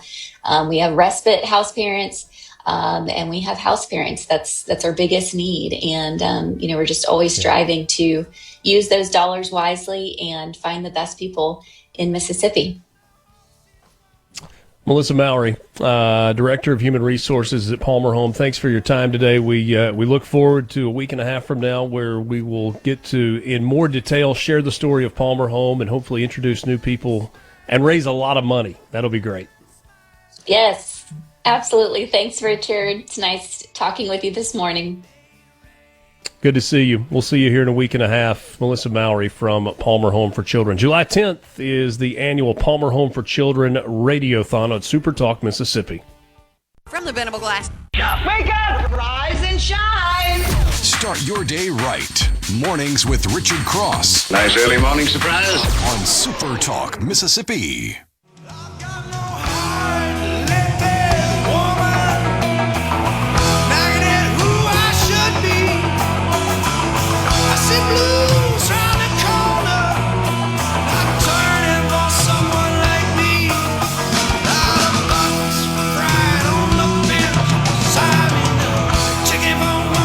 Welcome again. It is Mornings with Richard Cross on SuperTalk, Mississippi. Thanks to all the folks at Palmer Home who have helped us get ready for Radiothon. Melissa Mowrey joining us this morning. A good conversation with her. I got a message from a friend on the C Spire text line just a little while ago, 601-879-4395, and it simply said, will the big, beautiful bill pass today? Will my big, beautiful crystal ball lie to me or tell me the truth when I look into it? I think it's coming to a vote today.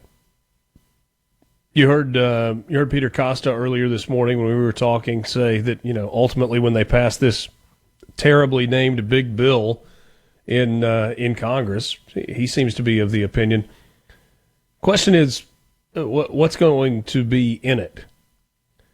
And Lance, you've been around this long enough and you've been following news long enough to know that there is a level of disingenuousness that exists on both sides of the aisle that's, honestly, it's kind of sickening. Oh, yeah, definitely. There are people that only see the world through Republican-colored glasses, that only want to say to you how great the bill is because it's going to do this, this, this, and this, while ignoring a lot of the other things that are there. You have Democrats who only look at the world through Democrat-colored glasses, who try to convince you that this is going to strip away health care from tens of millions of Americans, and it's nothing but a tax break for the uber rich. Not the case. And they are not willing to credit the things in the bill that are good, that are good for all of Americans.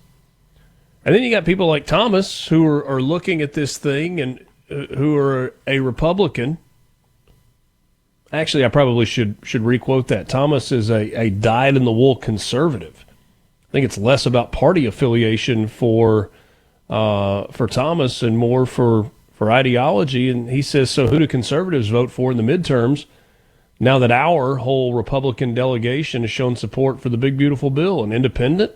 We can't be expected to continue to support rhinos who vote counter to fiscal responsibility. Well, the big to which I would say, you know, if you're voting for an independent, more times than not, you are voting for someone that is not going to win a race. There are exceptions, but generally speaking, that person is not going to win. Nationally, like you're either on Team A or you're on Team B, and if you're on Team C, you got no shot in a national political race. And Stephen Miller pointed that out yesterday in a series of posts on X about libertarians. He's like, libertarians never won anything at the national level. They don't win if they just run as a libertarian. No, they drag votes from the other two, yeah. Well, yeah, and if they run as a Republican under the libertarian banner, then they're the first person that's pushed out when you get into a debate setting as well. So, to the question about, is it going to pass today? I don't know. I mean, I think ultimately, yes, probably so. Well, with a lot of provisions stripped out of it that a bunch of Republicans really wanted to be in there, but they don't either have the will or the votes to fight for what they ultimately want. And you've got this wild card in the whole thing, the parliamentarian that was put in place by Harry Reid when he was the leader of the Senate, that has just been kept on board with this new leadership regime as well. Well, I mean, with growth in the economy, as we were saying, we've covered this quite a bit. I know Thomas has a major issue with spending money or even tax cuts without revenue. But, I mean, if you've paid attention to what our governor has done and our economic development team and all of the folks out there working so hard to recruit business into this state, it shows that it increases the revenue that the state collects. That's one of the big pieces of because Mississippi is spending money. Yes. I mean, you got to spend money to make money. I mean, you can't just sit back and sit on it like Scrooge McDuck and dive into it and, spit it out like gold bullion. So you can't do that. I mean, the money's going to have to be used. There has to be elasticity. The things have to touch and get out and be used in the public. So, I mean, the money's not just going to sit there. But at the end of the day, the key to the spending increases is to get businesses back here, increase what we do here and the products we make. Same thing we're doing here in Mississippi. This is not brain surgery. There are lots of cuts as far as taxes. That does affect working class families all the way up, but the largest benefits will go to those that work. It will not go to multimillionaires and billionaires. So, I mean, the WhiteHouse.gov keeps a great summary of this bill, and it's huge. It's a big bill, but if you're having any problems understanding some of the minutia in this thing, whitehouse.gov, just type in the big, beautiful bill summary, and it goes through pretty much line by line of the big issues. And, there's a lot of misinformation out there is what I'm saying. So if you want it straight from if you're curious what's in it, the text of the actual right bill there. is the thing that makes the most sense. So Thomas, and I'm not picking on Thomas this morning. We pick on Thomas plenty. He's got problems with it, and he says, at least I wouldn't be voting for economic malfeasance as well. But here's the larger picture for me. And it's just me. It doesn't have to be you. I'm not trying to persuade you in it. If you have a Republican president and a Republican majority Congress, you ought to be able to get legislation passed. But when the margins are as slim as they are, you're likely not going to get earth-shattering legislation passed. You're not going to get to go in and just rubber stamp everything that goes through, because everything is a fight. And, I mean, we've got evidence today, again. It's, death taxes and Republicans fighting amongst themselves. I mean, Donald Trump and Elon Musk are going at each other again. Well, and weren't they? You got Donald Trump going after Thomas Massey in the House, and you've got other Republicans talking about Republicans that aren't Republican enough, or Republicans that are Republican in name only, or whatever. The fact of the matter is, when you have the majority, you've got to take some wins. And so is this going to be the sweeping bill that a lot of people wanted? No, it's not. But by getting to put this legislation in place with a Republican president and a Republican majority in Congress, it's as much about not losing as it is winning. And I know that's a really bad way to look at it if you're a competitor. Like, if you're a competitor, what you want to do is to win. But there are a lot of people that are like super high-level competitors. Tiger Woods would be an example. Hated losing more than he loved winning.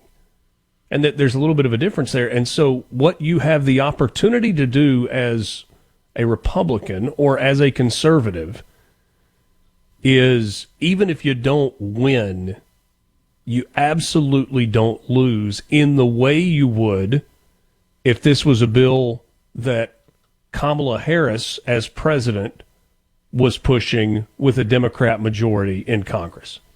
Because you think you don't like this bill as it exists right now?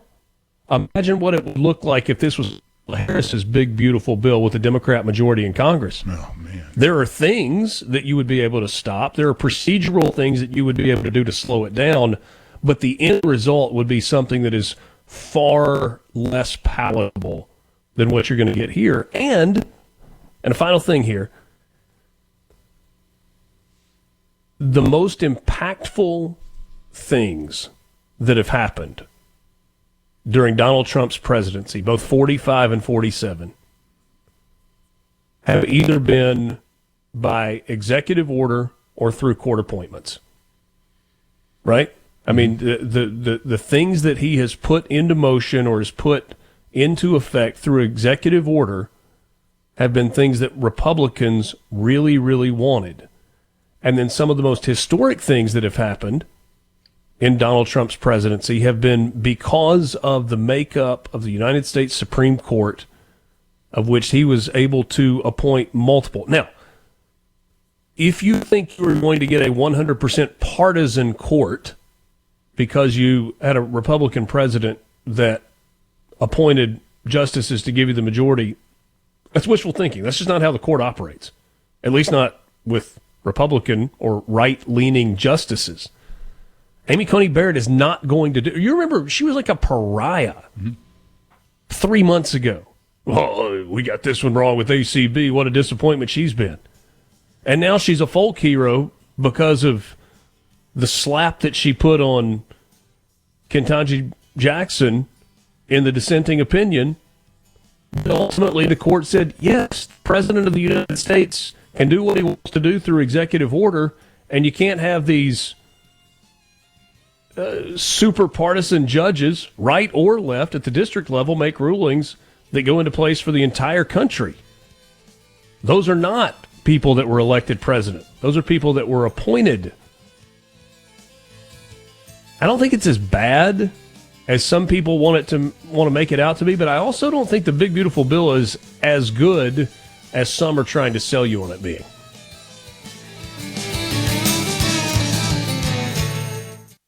From the SuperTalk, Mississippi. Ladies and gentlemen. Here we go. Now back to Mornings with Richard Cross. Now that's entertainment. She's so beautiful now. She doesn't wear her shoes. She never likes to choose. Got about half an hour left with you, and encourage you to join us on the C Spire text line, 601-879-4395, 601-879-4395. Not all I encourage you to do. I encourage you to check in with my friends at Belk Ford and Oxford Toyota the next time you are in car buying mode. That could be today or next week or a year from now or 5 years from now. But the next time you're looking for an automobile, new, previously owned, car, truck, van, SUV, give my friends at Belk Ford and Oxford Toyota a chance. They're located on Highway 6 West in Oxford. So if you're coming in from Batesville, they're just outside the Jackson Avenue exit on the right side of the road. I guess that's the south side of Highway 6 as you're coming into Oxford.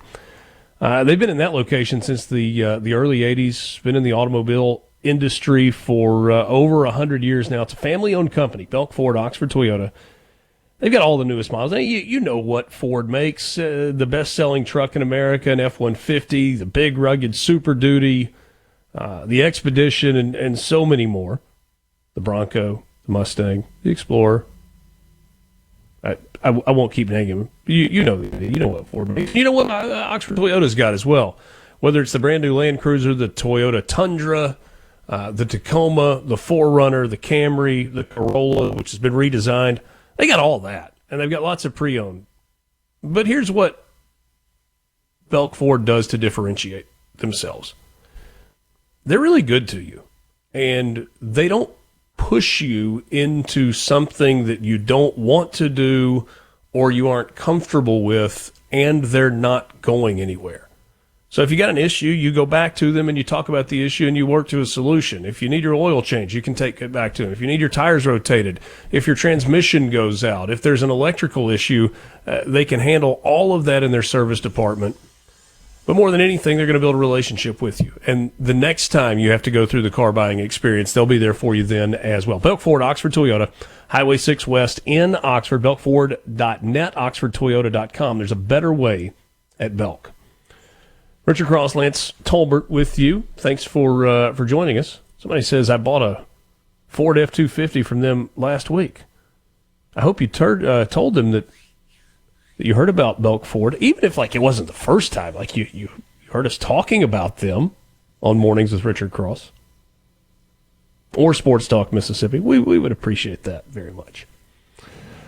Lance, we need to get to a little bit in terms of the laws that are coming up, but I really, really want to play a couple of these clips. Yeah, you got to play Don't Mess with the Zohan Mad Manny.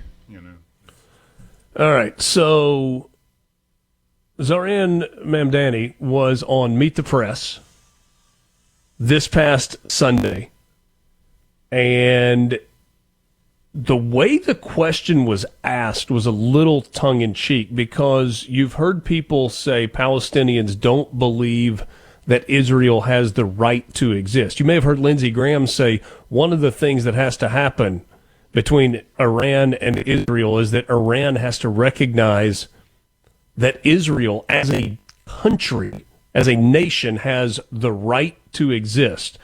Listen to the question and listen to this answer from the New York City mayoral candidate. You are a self-described democratic socialist. Do you think that billionaires have a right to exist? I don't think that we should have billionaires because, frankly, it is so much money in a moment of such inequality. And ultimately, what we need more of is equality across our city and across our state and across our country. And I look forward to work with everyone, including billionaires, to make a city that is fairer for all of them. All right, so you're a communist. So why do we That's pick what you are. billionaires? Yeah. Why do we pick billionaires specifically? He says because billionaires, it's so much money. Nobody should have that much money when we've got problems. All right, so let's look at global geopolitics. If you take the population of the entire world and you take somebody in the United States that makes, I don't know, $100,000 a year, $500,000 a year, $1 million a year, all of which are far below the bar of a billionaire. Or if you take somebody in the United States that makes $35,000 a year and you compare it to the entirety of the rest of the world, do you know what that person making $35,000 a year in the United States might as well be? Might as well be a billionaire. Because the inequality between Americans and the rest of the entire world is so vast, it might as well be $1 billion. But here, well, it's billionaires that are evil. Lance, it's a mindset that I don't understand. You said it's full on communism, democratic socialism, call it whatever you want to. It's anti-capitalism, and it goes against everything that we have been as a country that has allowed people to be successful. Well, it's the largest city in the country, one of the most amazing cities on the planet, and you've got whatever they want to label it as. I have a degree in political science, studied the systems, and socialism is a starter course for communism. I mean, that's it. Mm-hmm. It is a placeholder. It's those that can't just jump into communism right out of the gate here. You got to have a transition, and that is socialism. So you have a guy. The gateway drug. What's that? It's the gateway drug. It's the gateway drug, and that's where you're going. So if you want to elect a democratic socialist who wants to redistribute wealth, go for it. You're a communist. That's it. So if that's what we believe in this country now, half of the country or 40% of it or whatever, yeah, it's completely anti-American, and that should tell you where we are. The largest, most prosperous city in this country and one in the world is looking at electing a Democrat, socialist / communist to run things. Who wants to, penalize those who have actually? Look, I'm no billionaire. I'd love to be one, but you have to work hard to do that, and sometimes it takes some breaks and ingenuity and connections in those things. And I'm sorry for those of you out there who worked so hard and didn't get it. Okay, that's the way it works. We all have to get up and go to work. But to sit here and say because this person made a lot of money, we're going to take it away from you and give it to all these folks. That's redistribution of wealth, and I don't believe in that. And I would imagine most tax-paying Americans would prefer that their money didn't go to subsidize folks that could get off their butt and work, or that should go back home where they're from. Well, and that's one of the things in the big, beautiful bill that Democrats just keep saying. They're stripping away Medicaid. They're stripping away Medicaid.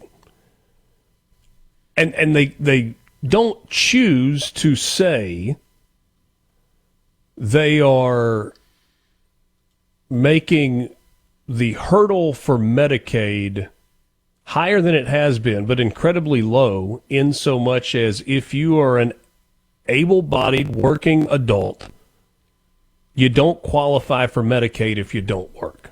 A little. Not a lot, a little. 20 hours a week. That offends people.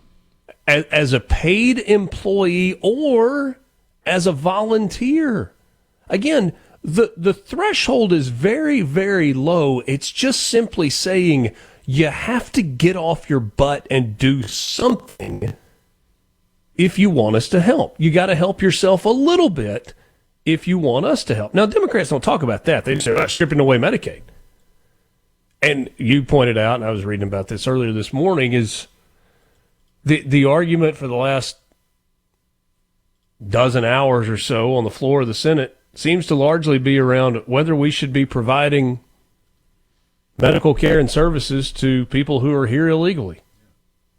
That's what we're spending a lot of taxpayer money up there debating, is whether we should take taxpayer money and give it to people that have broken into this country illegally, who feel entitled to what you've earned, but they ain't earned it, but they're entitled to it. And there's a vast many swath of whom of those. are wonderful people, but sure, yeah, many of whom are wonderful people, but many of whom are also scourges on society. Who take to the streets in our country to protest our policies that they would be thrown in jail or maybe even put to death in their home countries, and yet they protest here and wave their flag and chant "Death to America" or et cetera, whatever the chant is. Well, but we should be providing everything they need. Let's play one more clip. Sure, yeah, let's roll this with that thing. Liar and schmuck, well-dressed, looks the part, Chris Murphy, impossible for him to say that Donald Trump has done something good.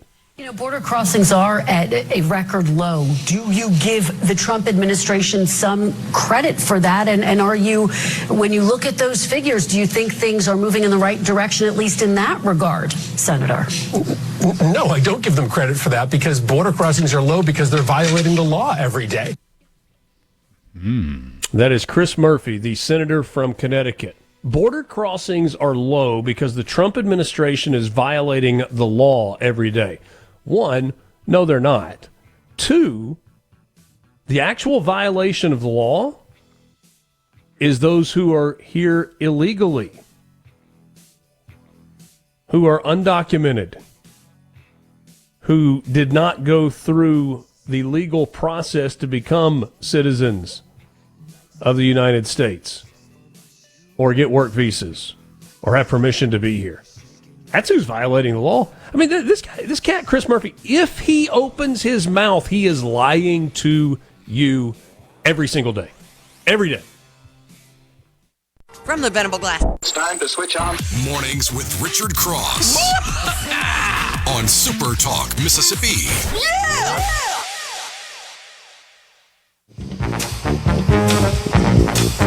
Well, my feet can't fail me now. My feet can't fail me now.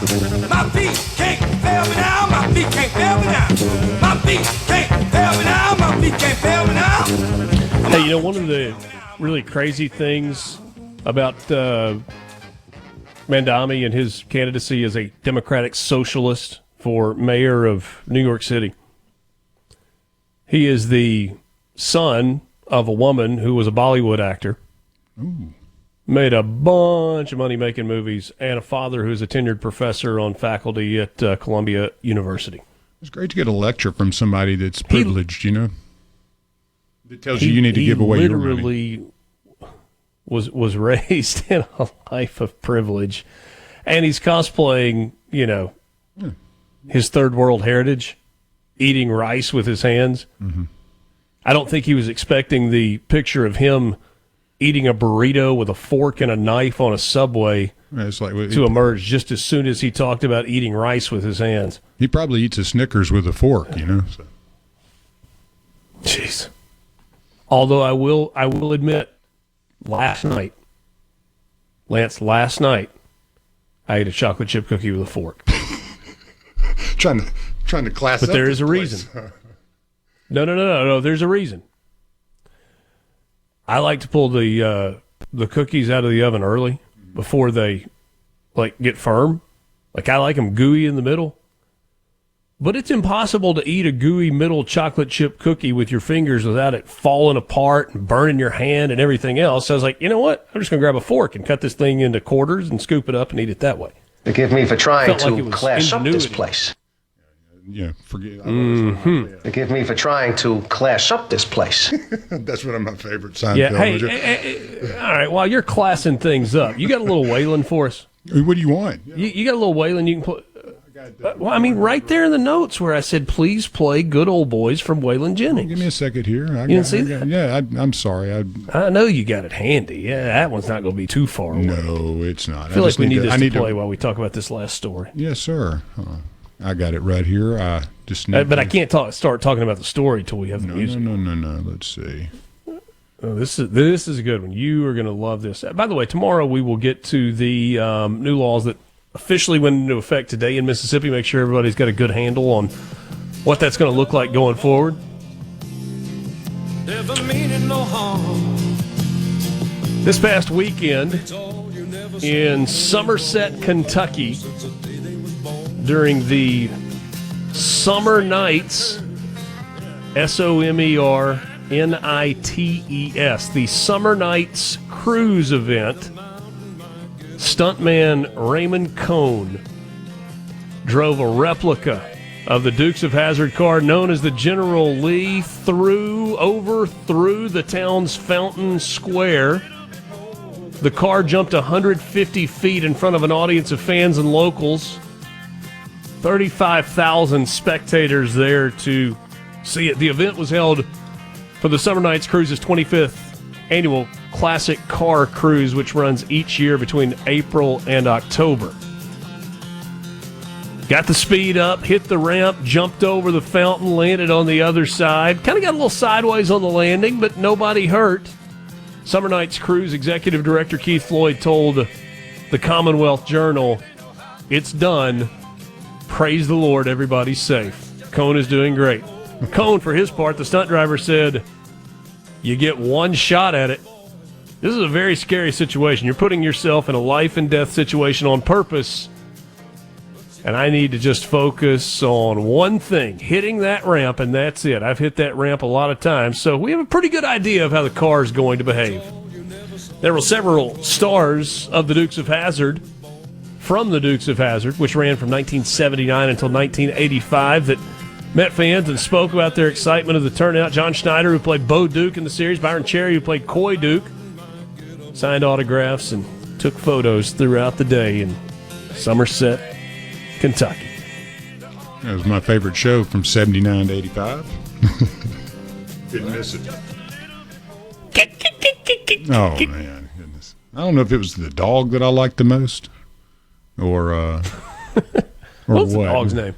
Oh, man, what was the dog's name? You remember the dog's name? Yeah, I can't remember the name of it.